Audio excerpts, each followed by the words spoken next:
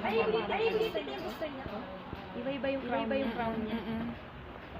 Pero sabi, hindi siya bagay.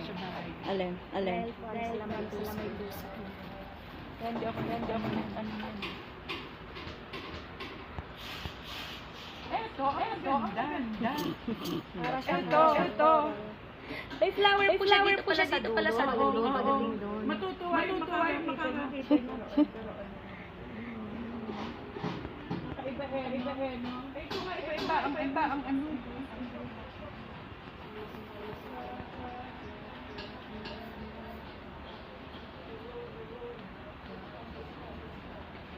Ano naman nito? Pinos. Ano sasabi sa mga church?